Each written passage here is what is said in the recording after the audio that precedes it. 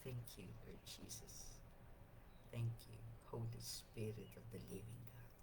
Purihin ka, Panginoon. Sambahin ang iyong dakilang pangalan. Magandang umaga po sa lahat ng mga kapatid sa Panginoon sa Mighty Warriors Christian Fellowship. Good morning sa mga kapatid sa Doha QICM. Good morning sa mga Raised Reason families dyan din sa Doha. Good morning. At sa lahat po na i-forward ang pag-aaral na ito, purihin ang Panginoon at maraming salamat po. Kasama namin kayong mag-aral hanggang sa matapos ang pag-aaral ngayong araw na ito. Excuse me po. Hallelujah! Purihin po ang Panginoon. At tayo po'y manalangin. Maraming salamat, Panginoon, sa panibagong araw na ito na pinagkaloob ninyo. Handa po kaming makinig, Panginoon. Handa kaming makinig para makasunod sa iyong kalooban. Pangunahan niyo po kami sa pamamagitan ng kapangyarihan ng banal na Espiritu. Open up, Lord, our spirit. Fill it, Lord. Punuin niyo po ng inyong salita ang aming espiritu. Ganon din ang aming kaisipan, damdamin, at bawat bahagi ng aming kaluluwa at katawan. Maraming salamat sa patuloy mong pagtuturo at pagtutuwid sa amin. Sa iyo ang kapurihan at kaluwalhatian, Ama, sa pangalan ng Panginoon Kristo at sa kapangyarihan ng banal na Espiritu. Amen. Amen. Yan, good morning! Sister Arlene Sarmiento, Sister Tess Yusi, Sister Evelyn Oblea, Sister Mariette Carlos. Ayan, marami pong salamat. So ngayon po, sa mga pinag-aralan natin sa pagmula ng Martes, Miyerkules, ay tignan po naman natin. So, review po natin ng konti. Ang sabi ng Panginoon, pagharian tayo ng kanyang pagharian tayo ng Diyos, seek ye first the kingdom of God and His righteousness, and all these things shall be added unto you. Pagkatapos, sinabi rin sa atin ng Panginoon, ibigin natin ng Panginoon ng buong buo, di ba? Buong puso. At pagkatapos ay ibigin natin ang ating kapwa gaya ng ating sarili. Sabi pa ng Panginoon, humayo tayo at gawing alagad ang lahat ng bansa. Matthew chapter 28 verses 18 to 20. Tapos po kahapon, pinag-aralan natin yung magpakabanal ano man ang ating ginagawa. So tiningnan natin at kinumpara natin kung alin ang mga bagay na ginagawa ng isang taong nasa Panginoong Kristo, mga bagay na banal, at yung kabaligtaran noon. So pinag-aralan po natin yan based on the Book of Galatians, chapter 5. At ang sabi rin sa atin, dun sa ikalawang Pedro, chapter 3, verse 18, ay magpatuloy tayo sa paglago. Paglago sa kabutihan at pagkilala kay Hesus Kristo. Sapagkat ang ating pong Panginoon Kristo ang sentro ng buong Biblia from Genesis chapter 1 verse 1 hanggang last verse ng Book of Revelation. Nakasentro po lahat yan sa ating Panginoon Kristo. Kaya po, pinag-aaralan natin lahat ito para sa ganun, hindi tayo mahirapan. Ika nga, hindi tayo mahirapan na sumunod sa Panginoon, maging maluwag sa ating puso, maging kumbinsido tayo talaga na hindi tayo napipilitan sa mga bagay na sinasabi ng Diyos sa atin, kundi gustong-gusto nating sumunod sa Kanya. Doon po sa Book of Revelation hanggang kahuli-hulihan, ang talatang ito ay in the Book of Revelation chapter 22 hanggang kahulihan na yan. Ang sinasabi ng Panginoon sa atin. Tingnan niyo po, even in the Book of Revelation chapter 22 verse 21, the grace of the Lord Jesus be with everyone. Amen. Ang biyaya ng Panginoong Kristo ay mapa sa ating lahat. Amen. Kaya, doon pa lamang po sa Book of Genesis chapter 1 verse 1, sa pasimula, nakalagay na doon. Kaya nga po, ang sentro ng lahat ng bagay na ating ginagalawan dito ay ang Panginoon Kristo. Kaya nga, kung kikilalanin natin siya ng husto, hindi tayo malalayo, hindi tayo mawawalay sa Diyos. In the beginning, God created the heavens and the earth. Now the earth was formless and empty, darkness covered the surface of the watery depths, and the Spirit of God was hovering over the surfaces of the waters. Then God said, nagsalita na siya, let there be light, and there was light. So yung unang mga talata ng Genesis, verses 1 to 3, ay makikita mo kaagad ang Trinity, God the Father, God the Son, and God the Holy Spirit. And at the last verse, dun po sa Revelation chapter 22, verse 21, sabi niya, the grace of the Lord Jesus be with everyone. Amen. Kaya nga, kilalanin natin ng mabuti ang ating Panginoon Kristo. Siya ang ating pangunahin na sinusunod sa ating buhay. Hindi ang ating kalooban. Madali tayong magkakamali at magkakamali-mali ang ating buhay kapag sumusuway tayo. Pero kapag tayo ay sumusunod, matitiyak natin mapayapa ang ating puso, kagalakan at ang pag-ibig ng Diyos ay kanyang ipupulupot sa atin, ika nga. He will embrace us talaga. So ngayon, ang tanong sa atin ay ganito. So ngayon, tatanungin natin ating sarili, inilalagay ko ba ang nais ng Diyos na nauuna kaysa nais ko? Kaya nga, before we do anything, bago tayo gumawa ng anumang bagay, kumukonsulta ba tayo kaagad sa Panginoon? Tayo ba ay lumalapit sa Kanya at kinukonsulta natin, Lord, tama ba ito? Gusto mo ba ito? Makabubuti ba ito sa akin? Ano po ang kailangan kong gawin? Lahat niyan, di ba? Pinag-aralan na rin natin na the Lord will counsel us. Bibigyan niya tayo ng tamang kapamaraanan sa bawat gagawin natin. So, hindi tayo makagagalaw nang wala siya. Kasi sabi rin niya, kung mananatili tayo sa Kanya at mananatili ang salita niya sa atin, ang ating maibigan ay ipagkakaloob ng Panginoon sa atin. Kaya, ang tanong sa atin ngayon, inilalagay ko ba ang nais ng Diyos na nauuna kaysa nais ko? Tanong po yun sa bawat isa sa atin. Isang katanungan din, makakatulong ba sa akin na mahalin ko ng higit ang Diyos at ang ibang tao?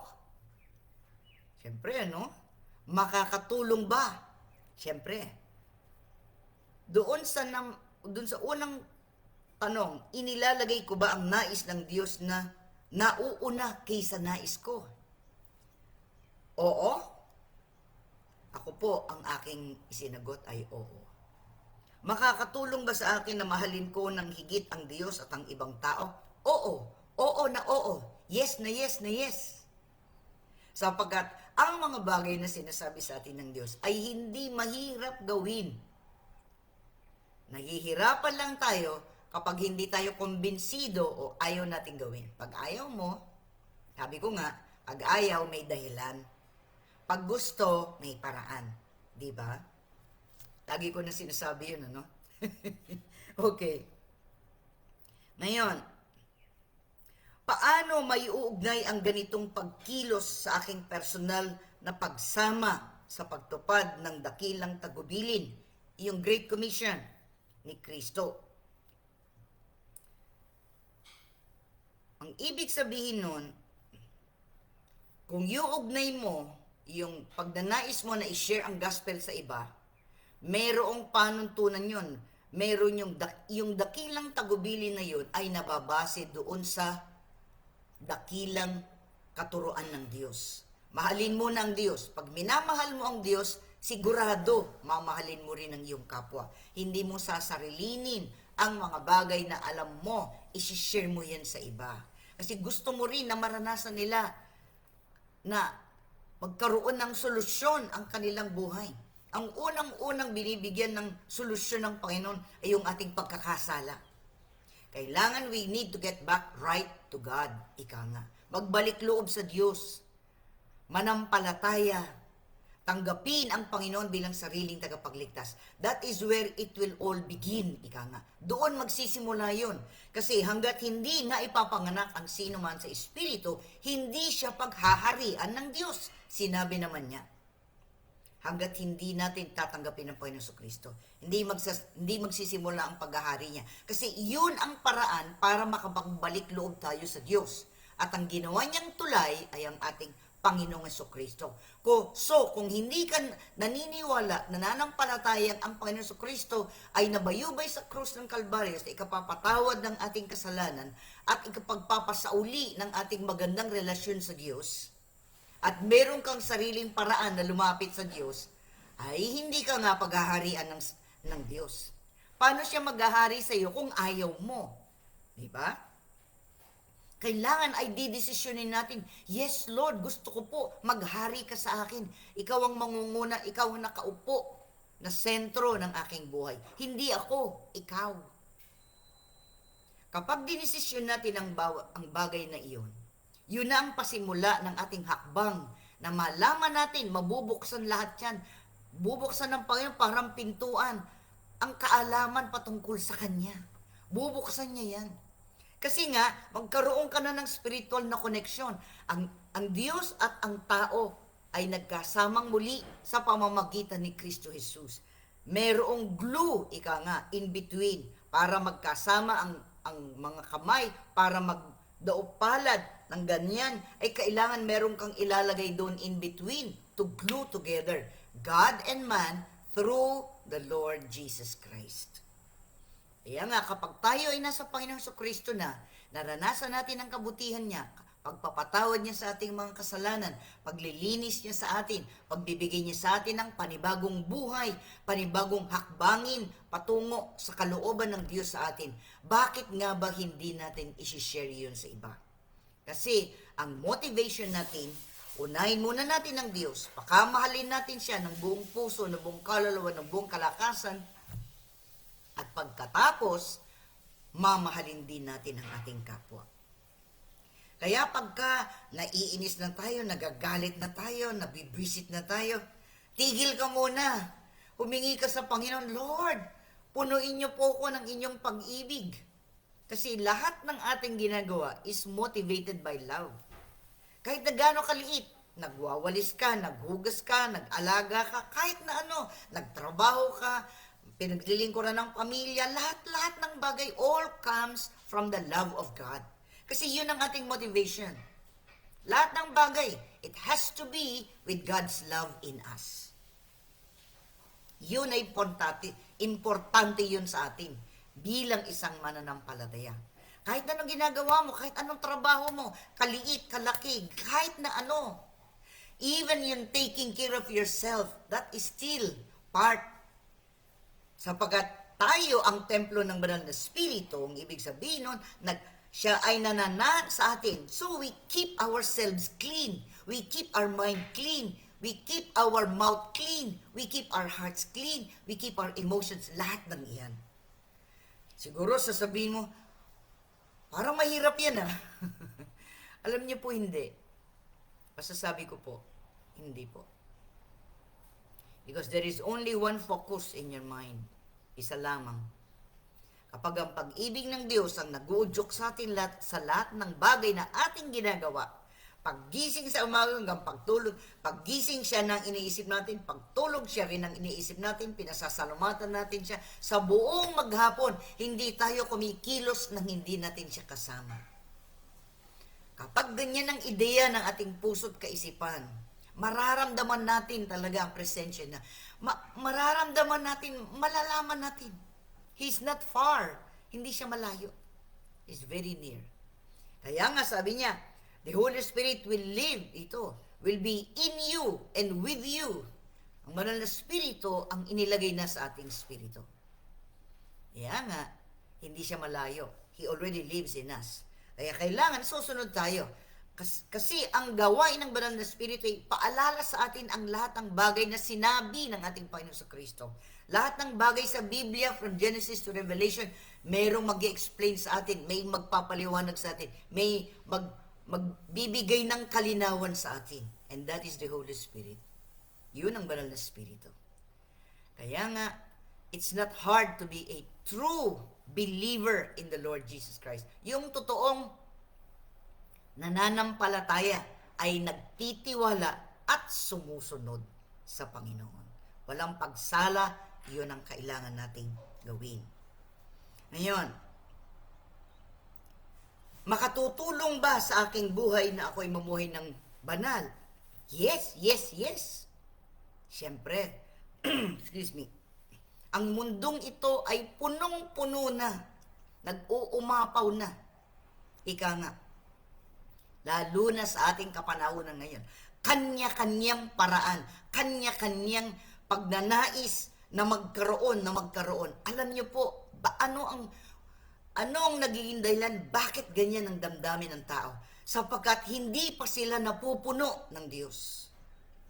Kapag ang ating spirito ay nakaugnay na sa banal na spirito, hindi na natin nanasain ang lahat ng bagay dito sa lupa. Tayo'y nakatira dito para tayo maging ilaw at asin ng sanlibutan. At dahil doon, magiging kontento tayo sa ating buhay. Oo, mayroon tayong mga pangarap. Sabi nga ng Panginoon pagkatiwala mo sa Kanya ang lahat ng bagay at itutumpak Kanya. Diba? Napakahalaga yon sa bawat buhay natin. Pagka tayo'y nagkakamali o malapit nang papunta doon, sigurado sasabihan na niya tayo. Kaya huwag sana tayong matigas ang ulo. Kailangan natin ng karunungan. Kaya nga ang sabi doon sa Psalm 37, Awit 37. Tignan natin para mas maliwanag sa atin. Psalm 37. Ano ang sinasabi ng awit na ito? Yung Book of Psalm 37. Ang sinasabi dito na tinuturuan niya tayo. Psalm 37 verse 1. Tignan niyo po. Huwag kang mabalisa dahil sa masama. Huwag mong kainggitan, liko nilang gawa. Katulad ng damo, sila'y malalanta. Tulad ng halaman, matutuyo sila. Umasa ka sa Diyos. Yun po ang sabi. Umasa ka sa Diyos, ang mabuti gawin, at mananahan kang ligtas sa lupain. Sa Diyos mo hanapin ang kaligayahan at ang pangarap mo'y iyong makakamtan. Wow! Ito po yung tinatawag nilang wisdom psalm. Punong-puno ng karunungan. Kaya nga kung naghahangad ka, alam niyo po, yung hinahangad natin, konti lang. Kapag ang Diyos ang nagbigay, nag-uumapaw. Ganito lang ang alam mo, ang abot ng kaisipan mo, halimbawa. Pero kapag nagbigay ang Diyos, umaapaw yan. Kaya kung inaakala mong napakaganda na ng plano mo, mas maganda ang plano ng Diyos para sa iyo. Kung susundin mo ang iyong sarili lamang kaalaman, madalas kang iiyak. Madalas. Sapagkat nagkamali-mali ka. Basahin natin sa English. Instruction in wisdom. Galing po ito, sinulat ni Haring David. Do not be agitated by evildoers. Do not envy those who do wrong. For they wither quickly like grass and wilt like tender green plants. Trust in the Lord and do what is good. Dwell in the land and live securely. Take delight in the Lord, and He will give you your heart's desires. Commit your way to the Lord, trust in Him, and He will act. Tignan niyo po yun. Sinabi niya dun sa verse 5, ang iyong sarili sa Diyos mo ilagak, pag nagtiwala kay tutulungang ganap. Ang kabutihan mo ay magliliwanag katulad ng araw kung tanghaling tapat. Commit your way to the Lord, trust in Him, and He will act. Tingnan niyo po, kapag ating itinatalaga sa Diyos, ang lahat ng paraan, isang guni mo sa Kanya, Sabi niya, magtiwala ka. Siya ang kikilos, hindi ikaw. Susunod ka sa Kanya. Trust in Him and He will act. Diba? Maliwanag po yun? Psalm 37 verse 4, ang iyong sarili sa Diyos mo ilagak, pag nagtiwala kay tutulungang ganap. Tutulungan ka niya. Ang pagtulong ng Diyos sa atin ay walang kapalit. Hindi niya pinababayad. Napakabuti ng Diyos, hindi niya pinababayad ang mga bagay na binibigay niya sa atin. Di ba? Kapag tinutulungan tayo ng Panginoon, pinababayad ba niya? Pinauutang ba niya yun sa atin? Alam niyo, sa totoo lang, hindi tayo makakabayad ng utang sa Diyos kung gusto mong magbayad. Kasi hindi mo kayang bayaran. Ang lahat ng bagay na binibigay niya yun sapagkat mahal ka niya at mahal niya ako. Tingnan niyo. Sabi doon, commit your way to the Lord, trust in Him, and He will act, making your righteousness shine like the dawn, your justice like the noonday. Tapos sabi pa niya sa verse 7, be silent before the Lord and wait expectantly for Him. Do not be agitated by one who prospers in his way, by the person who carries out evil plans. Sabi natin sa Tagalog, Psalm 37 verse 5, 6, 7. Ang iyong sarili sa Diyos mo ilagak, pag nagtiwala kay tutulungang ganap. Ang kabutihan mo ay magliliwanag katulad ng araw kung tanghaling tapat. Sa harap ng Diyos ay pumanatag ka, maging matyagang maghintay sa Kanya. Huwag mong kainggitan ang gumiginhawa, sa likong paraan umunlad man sila. Ayan. Kasi kung minsan ay kukumpara ang diablo tutuksahin ka niya. O, tignan mo tignan mo, sinunod mo ang kalooban ng Diyos. O, tignan mo yung classmate mo, tignan mo yung kapitbahay mo, tignan mo yung mga kaibigan mo. Asensado na sila. Ano yung sasagot mo? Kawawa nga naman ako. Pag nakumbinsi ka doon, nasasali ka na doon sa kapamaraanan ng mundo. Ano ang dapat nating sabihin? Hindi, pinakamainam pa rin na ako ay nasa sentro ng kalooban ng Diyos at siya ang susundan ko, susunod ako sa kalooban niya at hindi sa kapamaraanan ng mundong ito. We have to make a decision on that. Lalo na kapag nagkaka-reunion, di ba? High school reunion o sa college. Tapos makikita mong iba, ang gagara na ng mga damit, marami nang narating, nakapunta na sa iba't ibang bansa, nagjo-journey sila, matagumpay sila. Okay lang yan. Purihin ang Panginoon, pinagpala sila. Pero ikaw ay higit na mapalad sapagkat ang Diyos ang nangunguna sa iyo. Amen ba? Amen. Sandali lang, hindi ako nagsisermon. Nagtuturo ako. Kaya nga, kailangan maging matapat tayo sa pagtanong sa ating sarili. Nakasusunod kaya ako? Ginagawa ko ba? May sinasabi ang Panginoon sa akin, ginagawa ko ba? O baka hindi mo naririnig? Alam niyo po, di ba sabi ng Panginoon, siya doon sa John, sa book of John, di ba? Sabi niya doon sa John chapter 10, my sheep knows my voice. Ang mga tupa, alam nila ang tinig ko. Ang tinig ng Diyos ay hindi pinepwersa ka. Tandaan natin, hindi ka pupwersahin ng Panginoon, hindi ka gugulatin. Di ba may mga tao, gugulatin kang gano'n. Mapapalundag ka. Hindi po gano'n ang Panginoon. Di ba napag-aralan na natin? He spoke, o kaya naipangaral ko na yon. He spoke very quietly. Si Elijah, if you remember Elijah, pumunta siya sa Mount Horeb. Nag-travel siya ng 40 days to go to that mountain to seek the Lord. Para hanapin siya. Nandun na yung lightning, thunder, fire, wind, lahat.